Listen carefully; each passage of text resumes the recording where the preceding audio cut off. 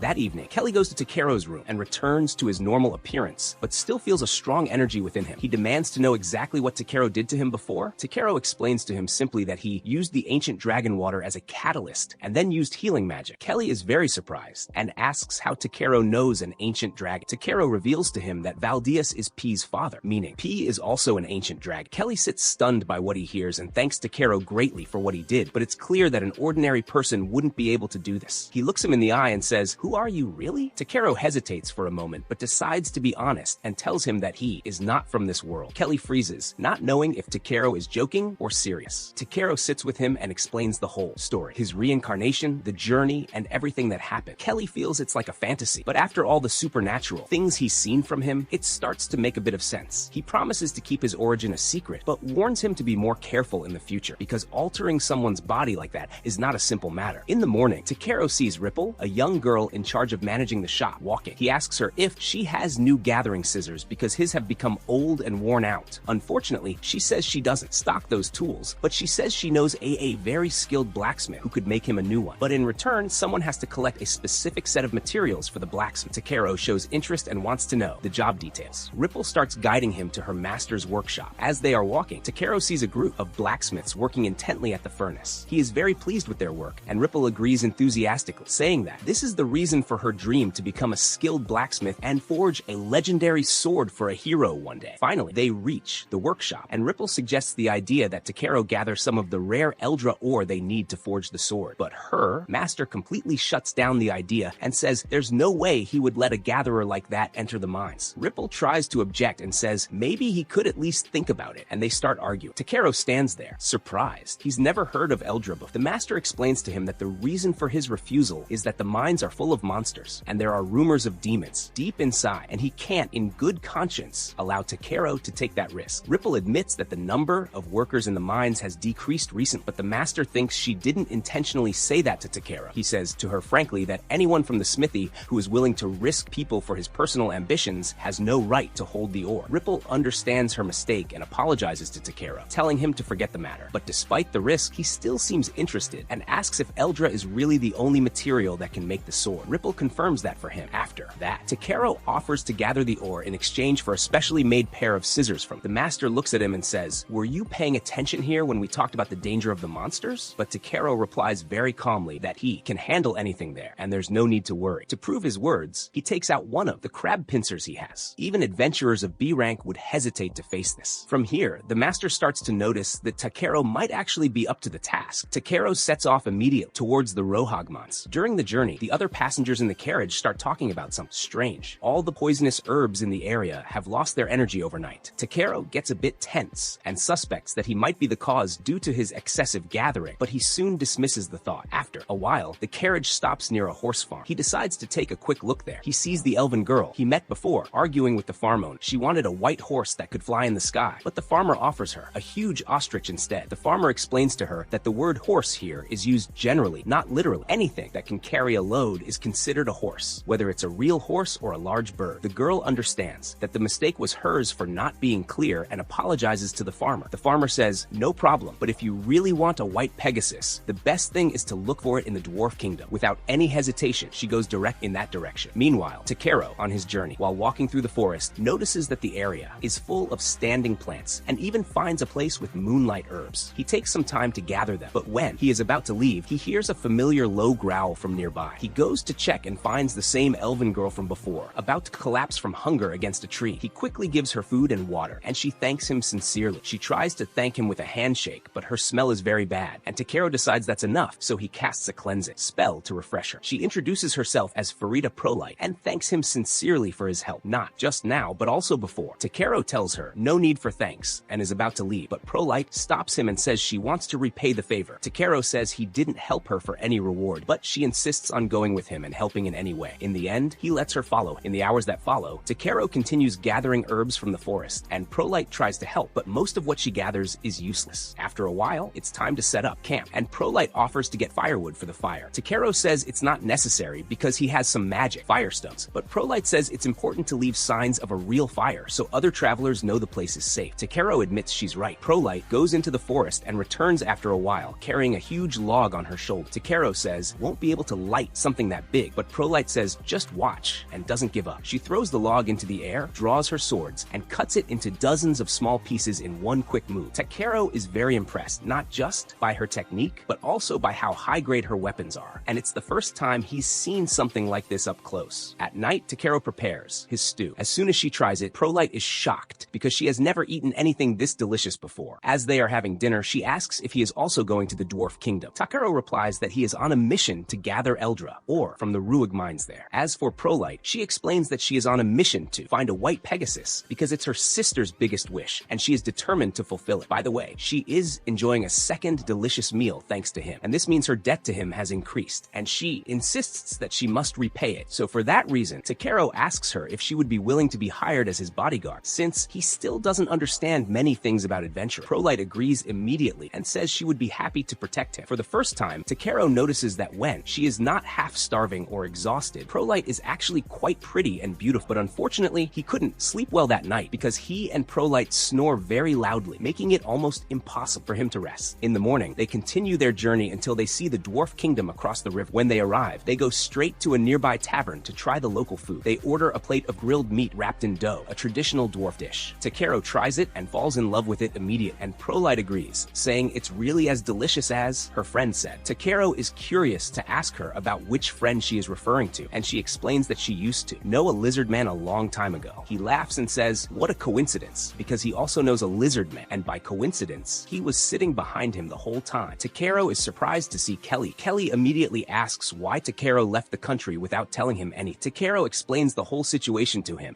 and Kelly understands, but he warns him that his current rank is still too low to take on a mission like extracting Eldra ore from the mines, which means he won't be able to submit it to the guild for official evaluation. After that, Kelly asks Takero if he is at least getting a good reward for his effort. Takero replies that Grosso agreed to make him a pair of high-quality scissors in exchange for the ores. Kelly thinks the deal is not equal, but Takero insists that reliable scissors are important for any professional gatherer. If Takero is truly happy with that reward, Kelly has no reason to object, but he says he wants to go with him on the mission. He was already planning to enter the city to repair his spear, so he suggests to Takero to consider it, just a slight detour. Before Takero can refuse, Prolyte suddenly intervenes and says that Kelly can also be Takero's bodyguard, so therefore it means Takero is now forced to be with them whether he wants to or not. The next day, they arrive at the gates of Fulsterial and find a very long line. It was clear they would have to wait a long time to enter, but Takero notices Kelly talking to the guards near them, and after a few minutes, they are allowed to pass without waiting in line, all thanks to Kelly's reputation. As soon as they enter the city, one of the guards pulls Kelly aside to deliver a message. The king wants to meet him. This surprises Takero greatly because he didn't know that Kelly is very close to the ruler of the dwarf kingdom. Kelly ignores the topic and says the story is a bit long, but the guard interrupts and says it's simple. Apparently, Kelly saved them from the Thunder King Zingum, and from that time on, he became a famous hero in the kingdom. Kelly, however, insists that in truth, he didn't do anything big. The dwarves are very skilled in weapon making, but they didn't know how to use them well for self-defense, which made them vulnerable to enslavement by a demon. Suddenly, Kelly was passing by there and happened upon the situation, and as soon as the demon saw him, it turned and fled without a fight. That moment alone was enough for the dwarves to declare Kelly their savior, to the extent that they made a statue in his honor. But apparently, their sculpting isn't strong, because the final result looks more like a horned dinosaur than it looks like Kelly himself. After a while, Kelly and the others go to the castle to meet King Zeroiden. As soon as they arrive, Kelly immediately asks who thought it was a good idea to make a statue of him like that. Zeroiden laughs and says he thinks it looks cool. Takero immediately notices that Kelly and Zeroiden look very similar to each other, but he has to interrupt this moment because he has something important to deliver to the king. This message is essentially from Grosso, requesting permission for Takero to enter the mines. The king says that under normal circumstances, it wouldn't be a problem, but a few months ago, the mines became filled with demons, and he is worried about Takero's safety. He asks Takero if he is really ready to proceed despite the dangers, and Takero tells him that he is ready, so the king allows them to enter and investigate the reason for the demon's presence. Suddenly, Kelly agrees to the mission without hesitation, but Takero is surprised, a bit because tracking demons wasn't part of the plan. In the end, they reach the mine entrance, and the local guild receptionist opens the gate for them. Takero casts a light spell to illuminate the tunnel ahead. From what's visible, there aren't many minerals around this area, so he asks the guide if they can go deeper. The guide agrees. Suddenly, P senses danger approaching. Takero immediately activates his ability to scan the area and discovers they are under attack by two huge spiders. Kelly charges in immediately and plunges his spear into the first spider's mouth. Takero uses magic to remove the second spider, which gives Prolyte the chance to run and slice it into pieces. After they eliminate the danger, the team immediately continues on their way. As they go deeper into the mine, the magical pressure begins to intensify, and Takero starts to notice faint traces of Eldra ore in the rock walls. Unfortunately, the samples are very small and not useful. Suddenly, he notices something embedded deep in the stone. He uses an explosion spell and breaks it, revealing huge veins of ore. This surprise isn't just ore, it's something more precious and rare. The guide says to him that this discovery is exceptional, but before he can process it, the guide suddenly warns Takero that something else is coming. The guide turns pale, his eyes wide when he realizes it's a demon. After they look closely, Takero tells the team to stand behind him because he intends to deal deal with this alone. It's not that he's anti, but this demon is actually a giant crab, and he and P are actually curious about how delicious it will taste. He tells P to support him from a distance, while he rushes in to strike directly, but he also warns her not to use any fire or lightning magic, so they don't burn the fresh meat. P responds and releases a powerful sonic wave that stuns the crab, giving Takeru an opportunity to run and hit it on the head with his staff. Unfortunately, this crab is much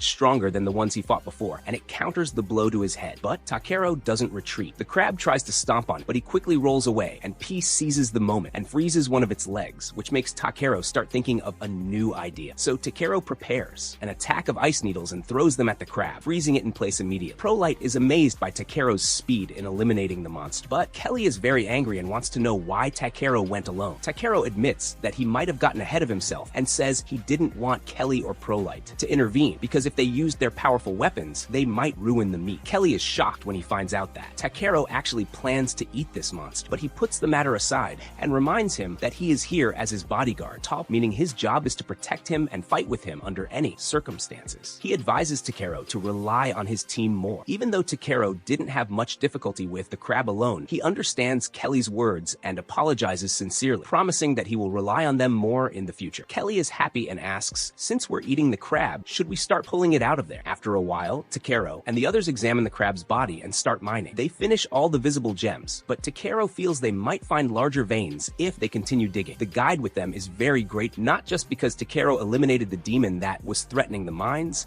but also because they discovered new valuable resources in hours. The guide doesn't know how they can repay him. In the end, they return to the castle to meet the king, and Zambu takes the report on their successes. The king listens with delight as Zambu explains all of Takeru's achievements. As an example of the story, he encourages the king to let Takeru show him the crab he caught. Takeru makes sure the king really wants to see it, and when the king agrees, he opens his item box and places the huge crab before him. The king is surprised by the size of the monster and tells Takeru that he truly deserves a reward for his excellent handling of it. So Takeru requests that he be allowed to keep the crab's body as his reward. The king finds the request a bit strange, but doesn't object, and agrees happily. After a while, Takeru and the others leave the castle, drooling at the thought of the delicious crab meal awaiting them. On top of that, the strong shell will be an excellent material for making the scissors he requested before. In short, the journey was a great success for him, and even better, the next morning, the king prepares a white Pegasus as a gift for Prolight after hearing she was looking for one. The king also renews and enhances Kelly's sword, and it's clear he is pleased with the outcome. Prolight says she must return home because the Pegasus is a gift for her sister and expresses her great thanks to Takeru for everything he did. He tries to downplay the matter and says, don't mention it, but she insists on finding a way to repay him, even if it takes her whole life. After that, Takeru and Kelly return to the guild, and Ariana greets them immediately upon entering. She is relieved to see Takeru safe, but is surprised when she notices Kelly with him, so she immediately asks if they formed a party. Takeru was about to explain that they just met by coincidence, but before he says anything, Kelly intervenes and says with confidence that they did indeed form a party. Ariana is happy with the news, and before Takeru can correct her, she goes to tell the master. Takeru turns to Kelly and asks him why he said something like that. Kelly shrugs and says, no problem. He knows that Takeru isn't normal, and it's clear he always gets into trouble, so there needs to be someone around to watch over him. Even though Takeru doesn't like being put in forced situations, he admits to himself that having Kelly as a partner might not be bad after all. They sit down and talk properly, and after a while, they officially agree to form a party and name it the Evil Black Arms Slaying Party. After that, Takeru goes to the blacksmith to deliver the materials he gathered. When the shop owner sees all the Eldra ore Takeru brought, he is very shocked. Takeru starts to worry that something might be wrong. He expected Eldra ore to be more expensive than regular ore, but now he starts to doubt. He asks if they can complete the project with the ores he brought, and Ripple and Grosso are immediately moved to tears. They never imagined they would see Eldra ore like this. Takeru is relieved that they are happy with what he brought, even though he didn't expect such an emotional reaction. As soon as Calm returns, they turn to Takeru and explain that they are very great, but frankly, there's no way they can pay him the value of all this pure ore. But Takeru quickly says to them, don't worry about the money, because what he really wants is a specially made pair of scissors with a mold. But before they start on that, he requests that they use the ore to forge the best sword they have ever made in their lives, a sword worthy of winning the upcoming sword-making competition. After about 2 weeks, Takeru is at the tavern drinking when suddenly a boy comes to him and says that someone important is looking for him and has left a message for him, requesting a meeting. Kelly immediately sees the seal on the letter and recognizes right away that it's the crest of House Lucy, and explains that the letter is from the local lord himself. Takeru doesn't like the direction this is taking. He feels it's the kind of trouble he prefers to avoid. He starts thinking of excuses to get out of the meeting, but the boy reassures him and says that even though the nobleman is not arrogant or strict, no problems are expected. Takero trusts the boy's opinion and opens the letter to see what's written inside. It's a formal invitation for Takero and Kelly to visit the Lord's mansion to receive the honor in person. Kelly is surprised that his name is included too, but the boy explains that the Lord has likely heard they formed a party recently and decided to invite them together. The idea of receiving an honor seems nice on the surface, but Takero feels that these ceremonies are just an excuse for him to appear. Kelly agrees and says the real reason for the invitation is probably P, because little dragons are very rare, and the Lord probably wants to see one with his own eyes. This idea makes Takero a bit nervous, and he doesn't want to risk someone trying to take P from him, but the boy reassures him and says that the Lord wouldn't do something like that, and more importantly, he doesn't even have the authority to own any tame animal. Takero is still a bit hesitant, but after thinking, he decides to go. He and Kelly ride the noble carriage and head to the mansion. During the journey, Takero notices that many people are looking at. Kelly tells him that this is very natural because it's not every day someone gets summoned to the Lord's mansion. Takero asks why, and Kelly explains to him that if the Lord chooses to support your career, your entire journey as an adventurer could change for the better, and that's the dream of almost every adventurer. When they arrive, Takero is amazed by how huge and elegant the mansion is. At the entrance, they are received by Raymond, the head butler of the mansion, who welcomes them polite and leads them inside. They pass through the large lobby. Takero sees a row of maids waiting to welcome them and is truly impressed by the level of organization and order. As they approach the stairs, a man passes by them, but instead of welcoming them, he looks at them with a dismissive glance, as if they aren't even there. Takero ignores the matter because he isn't easily affected by snobbish behavior, but a moment later, a young girl quickly runs down the stairs and starts demanding that he hand over P to her, saying she wants him for herself. Takero calmly replies that that's impossible. The girl is shocked. It seems no one has ever told her no before. She starts explaining to him about dragons and how they are noble creatures, and that only someone like her can own one. It's clear she is reciting things she has memorized. While she is talking, Takero opens her status window and sees that her name is Tus, the Lord's daughter. He sees that she isn't a bad girl, so he sits calmly and asks her gently why she thinks she deserves P from the start. Tus gets a bit confused and admits that Bernard told her all adventurers are beneath nobles, and that if she gives them an order, they have no choice but to obey. This explains a lot, and it's clear Bernard was filling her head with nonsense. But Takero has no idea who this man is. Calmly, he says to Tus that P isn't just a pet, he is part of his family, and there is nothing in the world that would convince him to give him up. When Tus hears these words, something becomes clear to her. She finally understands that her request for Takero to hand over P is like someone asking her to abandon her family, and she knows she could never do something like that. Takero, curious, asks her why she wanted a dragon so specific. Tus calmly says that she wanted to show one to her mother because it's one of her mother's deepest wishes, but just thinking about it makes her sad. At that moment, a man approaches her and notices the sad look on her face and asks her gently, "What's wrong, my daughter?" Tus turns to him and calls him Papa, so Takero immediately understands that this must be the Lord, and is a bit surprised because he imagined a bald, heavy man. The man introduces himself as Belmont. When they sit down to have tea with Takero and Kelly, he apologizes for his daughter's rude behavior early. Takero waves his hand and says it's no big deal. Takero knows his magic is strong enough to heal most illnesses, but the last time he used magic in this way, Kelly evolved, so he is a bit nervous about what might happen if he uses it on Malicia. Belmont continues and says the reason Tus wanted a dragon from Takero is that in a few days, she has to return to her academy in the royal capital, and she thought if she left a cute creature with her mother, it might cheer her up a bit. Tus sometimes might exaggerate, but her heart is kind. This story makes Kelly and P tear up. In the end, Takero agrees to help, even though he is still afraid it might bring him problems later. Belmont is very happy when he hears that Takero is willing to help, so they take him to his wife's room and tell her that he has brought someone who might heal her. The first thing Takero does is use his appraisal to see her condition, and when he opens the status window, he discovers her condition is worse than he imagined. Her condition is a very long list of problems that could be life-threatening. For example, she has severe cataracts, anemia, poisoning in the kidneys and liver, and that's just the beginning. The truth is, it's a miracle she's still alive. But Takero is confident he can heal most of these conditions, but there's something called ivor poisoning that he has never encountered before, so he's not sure if his magic can handle it. He won't know for sure until he tries. So he asks Belmont if he is willing to place his wife's life in his hands, and both the Lord and Malicia agree calmly and place their complete trust in Takero. And with that, our story for today ends. Before we finish our story, don't forget to like, share, and comment on the video because that's what encourages us to continue. And if you're new to our channel, subscribe and hit the bell icon so you get all the new updates. Okay, goodbye.